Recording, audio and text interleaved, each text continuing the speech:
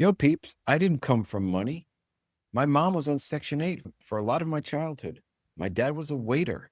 Excellent people, hardworking, but nobody around me was buying apartment buildings or talking about financial freedom or ownership. So I became a teacher in 2004.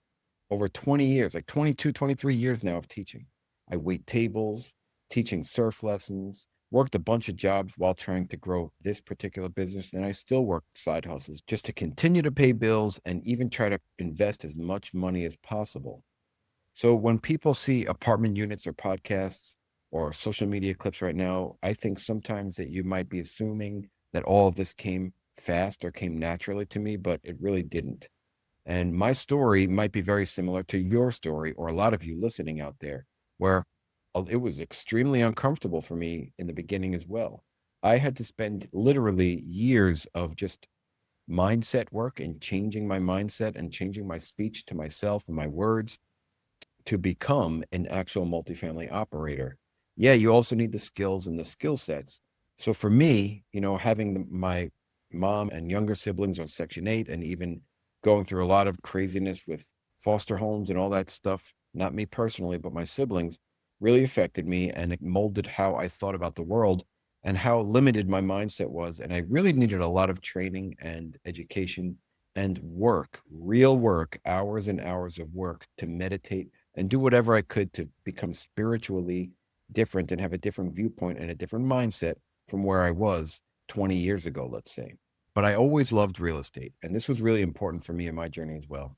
Even as a kid, whenever I would save money, because I was really good at saving money, putting money away, and I didn't spend much, I had the dream of buying a house. And I didn't know if it was going to be my personal residence or just what it was, but I knew that owning a house, owning real estate was important.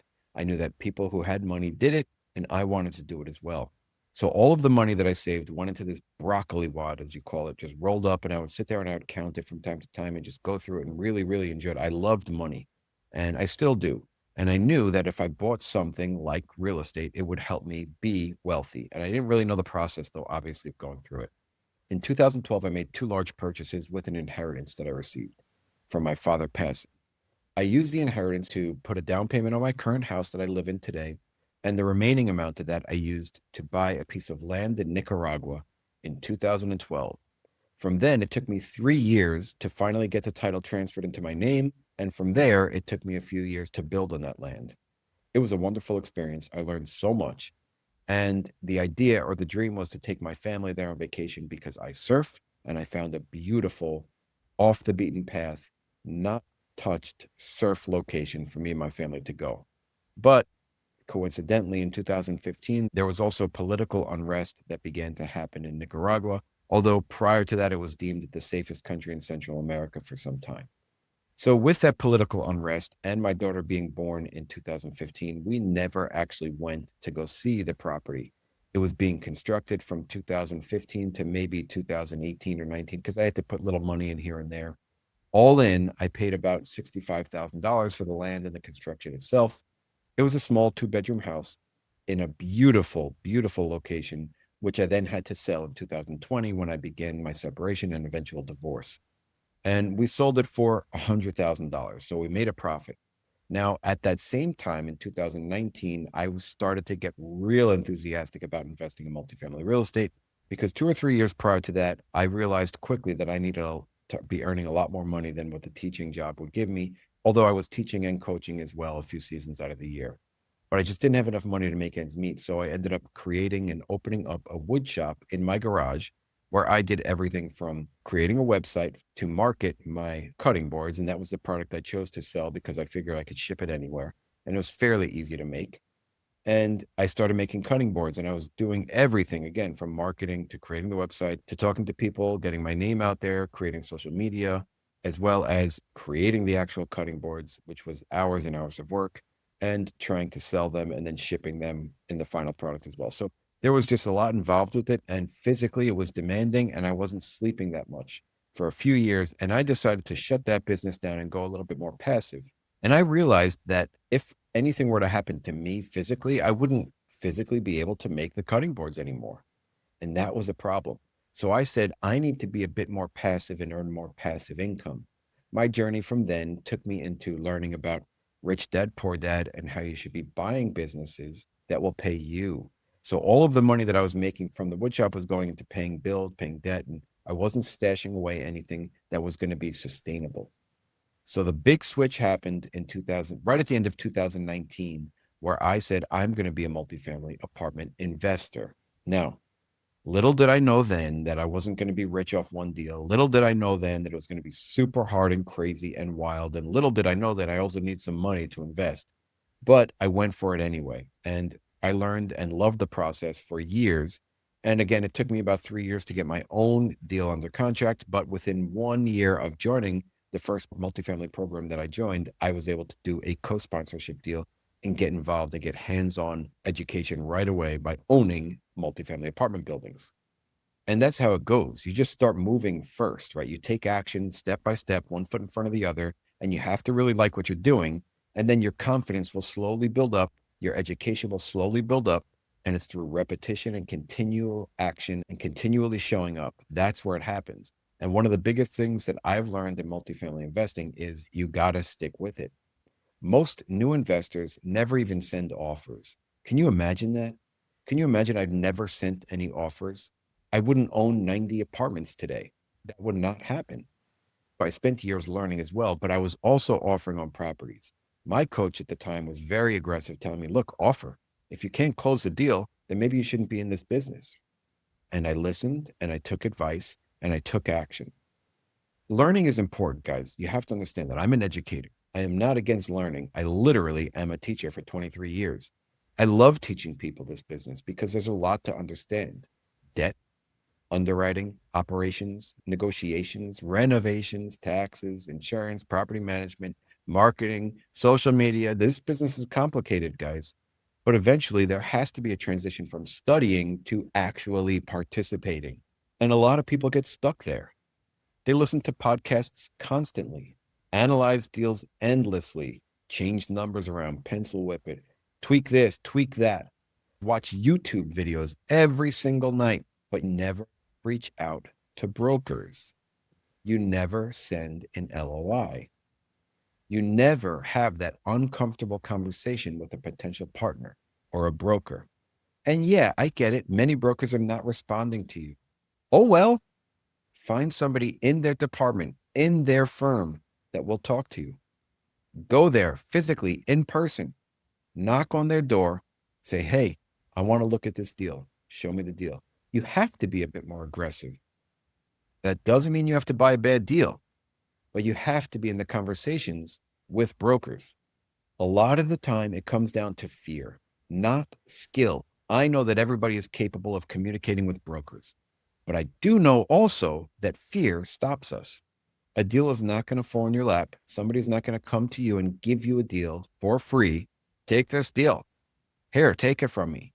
That just doesn't happen without communication, without relationships, without being involved every single day in the multifamily space. So I'm going to take a quick minute also to acknowledge fear because I feel fear every single day as well. And for me, in the beginning, fear was from looking or sounding inexperienced, from asking dumb questions, from getting rejected. I had fear of getting no. I had fear of making mistakes, the imposter syndrome. And maybe you feel these as well. Maybe you don't. But I know something is holding a lot of you back. But here's something else.